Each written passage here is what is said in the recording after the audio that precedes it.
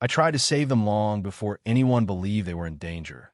Long before smoke climbed the hills like a slow confession and sirens stitched fear into the air, I tried to save them in the most thankless way possible, with a shovel instead of a speech, with dirt under my fingernails instead of applause. Because after 26 years commanding wildfire incidents for CAL FIRE, after standing in front of flame fronts that erased entire neighborhoods faster than committees could finish, arguing about responsibility, I learned something most people never want to accept. Prevention never looks heroic. It looks inconvenient, it looks disruptive, and it almost always offends the people who need it most.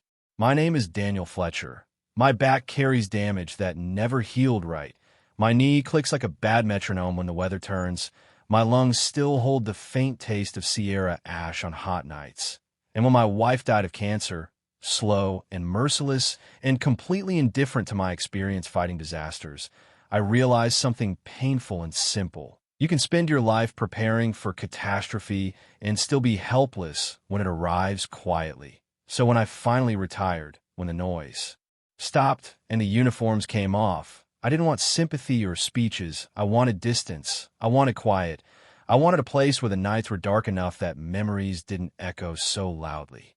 That's how I ended up in Crestmore Bluffs, a gated community balanced carefully between civilization and denial, advertised as peaceful, orderly, safe, the kind of place that promises danger has been negotiated into submission, pastel houses lined up like obedience, lawns trimmed into geometric compliance, streets curved to slow traffic, and, unintentionally, emergency response, and behind it all, stretching endlessly into the hills, chaparral, so dry it crackled underfoot, like a warning no one wanted to translate. The realtor talked about sunsets and property values, about community pride and architectural harmony, and I nodded politely while my eyes kept drifting past her shoulder toward the hills. Because the first rule of fire is that it doesn't care what you paid for the view, and the second rule is that it remembers everything you choose to forget. The first night I slept there, I didn't really sleep. The wind came in hot and dry, rattling the eaves, carrying that metallic scent my body recognizes before my brain does. And I lay awake staring at the ceiling, replaying fires I thought I'd buried.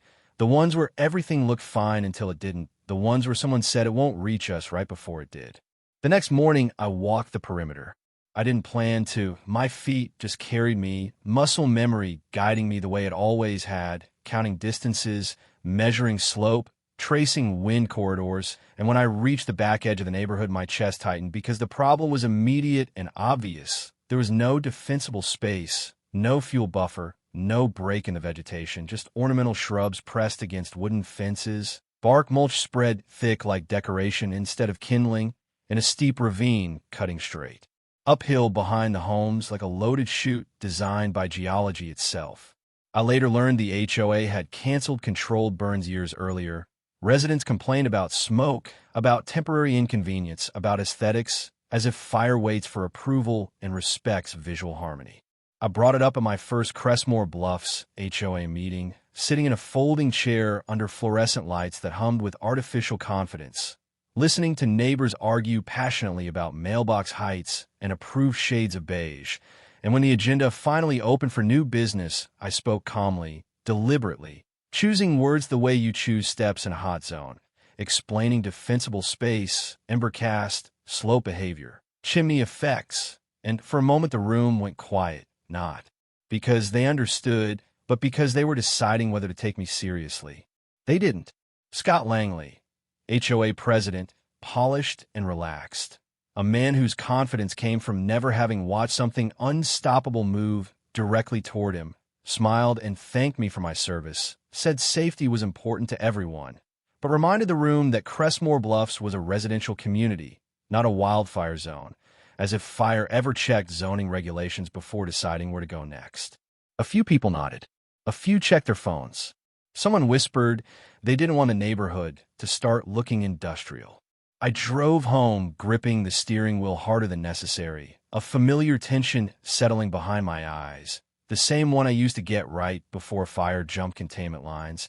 And I told myself to be patient, told myself people need time to absorb uncomfortable truths.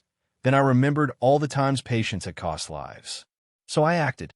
I cleared my yard first, cutting trees, hauling dead limbs, raking leaves until my shoulders burned, not because I enjoyed the work, but because there's an honesty in dirt that paperwork lacks. And then I moved to the public easement bordering the ravine, land legally designated for fire mitigation under state law, land any inspector with a spine would approve without blinking, and I dug a 40-foot fire break, raw earth exposed. No grass, no mulch, no attempt at beauty, just a line where fire would have nothing to eat. When I finished, standing there sweaty and sore, I felt something I hadn't felt since my wife was still alive. Relief. It lasted less than a week. The first notice arrived polite and professional, informing me my unauthorized landscaping modification violated community standards, signed by Scott Langley, followed closely by Karen Thornbridge, head of landscaping, who called my firebreak a scar, said it ruined the view, said it made the neighborhood look unsafe, a statement so backward it almost felt like satire, and I responded the only way I know how, with law citations, maps, red flag forecasts, highlighted passages from California. PRC 4291, everything short of dragging them into the ravine to show them what I saw. They find me. They filmed me. They sent cease and desist letters like threats wrapped in letterhead. Neighbors started whispering, some calling me paranoid, some quietly agreeing when no one else was watching. And only Eileen Moore, an elderly woman with eyes sharpened by loss, brought me iced tea one afternoon and said softly she trusted dirt more than grass. Then the HOA made the decision that turned risk into inevitability. Without warning, they ordered the fire break filled in overnight, dirt smooth, grass planted, mulch spread thick and dark like premium fuel, transforming the one thing designed to slow fire into exactly what it feeds on. And they did it days before a red flag warning, days before dry lightning was forecast, days before the wind decided it was done waiting. Standing there the next morning staring at it, my hands shaking in a way they hadn't since my last major incident command, one thought settled calmly and permanently in my chest. They had just signed a neighborhood's death warrant. By the time the red flag warning officially arrived on every phone in Crestmore Bluffs, flashing red banners in language softened by bureaucracy, it didn't feel like news to me at all. It felt like the inevitable punctuation mark at the end of the sentence I had been trying to finish for months. Because when you've lived long enough with fire, you stop asking if and start asking when. And the forecast read like a confession. Single-digit humidity, dry lightning, sustained east winds that don't push fire so much as escort it with enthusiasm. And I remember standing on my porch watching the hills darken in that strange, unnatural way they do before everything goes wrong. Feeling calm in the way only experience allows. The kind of calm that comes from knowing you were right and wishing more than anything that you hadn't been. I emailed Scott Langley one last time, copying the entire HOA board, attaching updated satellite imagery, wind models, fuel moisture data, writing in the same clipped, efficient tone I used briefing engine crews before a long night. No drama, no accusation, just facts stacked like sandbags, and I ended the message with a single sentence I hoped would cut through the noise. That if a fire started in the ravine under these conditions, evacuation time would be extremely limited. Scott replied 20 minutes later. He thanked me for my concern, reminded me panic was not productive, said the board had the situation under control, and politely asked me to stop alarming residents. Alarm, that word again, used the way people use denial when they wanted to sound reasonable. That afternoon, Karen Thornbridge knocked on my door, clipboard tucked under her arm like armor, her smile tight and professional. And she told me complaints had been filed, told me my behavior was disruptive, told me the fire break had been removed to restore community harmony. And when I asked her, calmly, evenly, what evacuation time looked like if fire crowned the ridge behind the houses, she blinked, shifted her weight, and said emergency planning wasn't her department, said the city handled. That, said I was being dramatic. And in that moment, I understood something painful and final. These people weren't reckless. They were insulated, protected by procedure, convinced that responsibility always belonged to someone else. That night, the sky split open. Dry lightning stitched across the hills without rain, silent and surgical. Ignition points scattering like matches flicked by a careless hand. And when I smelled smoke for real this time, sharp and unmistakable. My heart didn't race. It slowed, turning fear into focus the way it always had.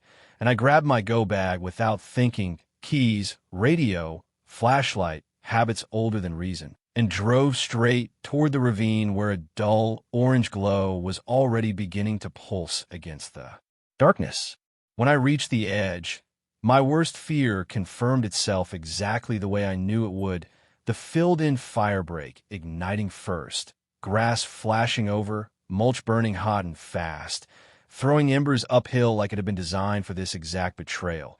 And I felt something cold settle in my stomach. Not surprise, not panic, just the heavy understanding that every warning ignored eventually becomes evidence. The fire committed instantly, crown to crown, slope to slope, wind-fed and aggressive, not testing, not hesitating, just moving. And as I watched it race uphill, I remembered something else that made my blood run colder than the flames ever could: the HOA board meeting scheduled for that evening. Happening right now in the clubhouse, a building positioned with architectural optimism directly in the projected path. I didn't think. I drove. I burst through the clubhouse doors as alarms screamed overhead, smoke already seeping in through vents, board members mid-discussion about liability language and exterior lighting. Frozen in confusion, as if the world had broken its own rules, Scott Langley half standing, mouth open, not yet understanding that authority means nothing when physics shows up uninvited. And I shouted until my throat burned, words stripped of courtesy, telling them this was not a drill, that they had seconds, not minutes, that everything they owned could be replaced except time. They hesitated. Fire didn't.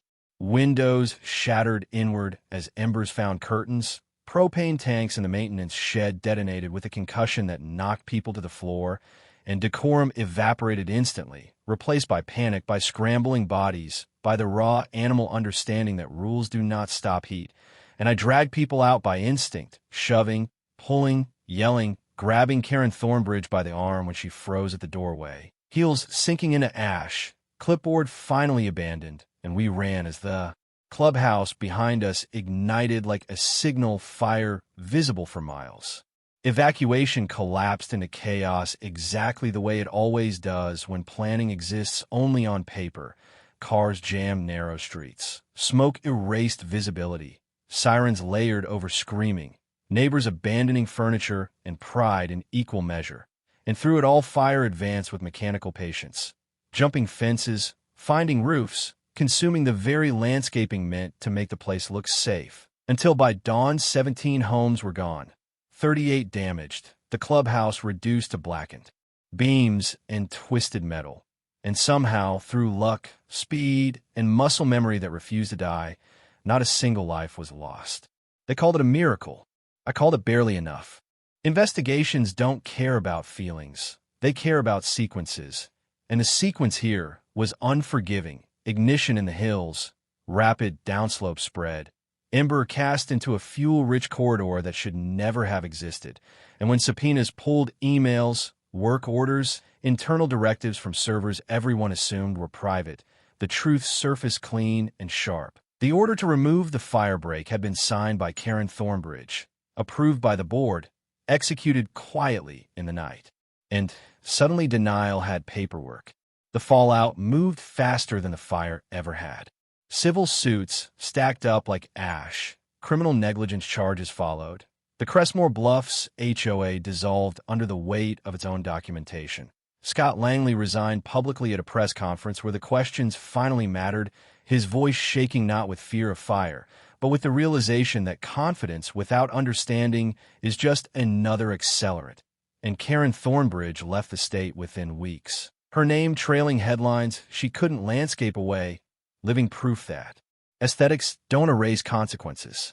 Reporters camped outside my house. Politicians shook my hand. Lawyers waved settlement figures big enough to make retirement very comfortable. I said no, not because I didn't need the money, but because money closes stories too easily, and this one needed to change something. So instead I stood at City Hall under bright lights and rolling cameras and talked about law, about California PRC 4291, about how HOAs have been allowed to override fire safety in the name of appearance, And I asked a question that finally made people uncomfortable in the right way. Who gets to decide what risk other people are forced to live with? The answer arrived a year later in ink. The Crestmore Wildfire Resilience Act passed unanimously, stripping HOAs of the power to block legally mandated fire mitigation, and the Fletcher Amendment followed, spreading beyond the county, beyond the state, quiet legislative language born from loud destruction and the simple understanding that fire doesn't negotiate. The community rebuilt slower this time, smarter, a permanent 40-foot firebreak, now cutting clean through the hills, unapologetic and bare, a memorial park beside it with plaques bearing the names of lost homes, trees planted for every structure that burned, roots digging into soil that remembers heat, Scott Langley staying to volunteer with mitigation crews, listening more than he talks, Eileen Moore passing peacefully the following spring, her family telling me she felt relieved, like she'd finally exhaled, and Maya Fletcher, my daughter, stepping forward as part of a generation that understands preparedness isn't fear, it's respect.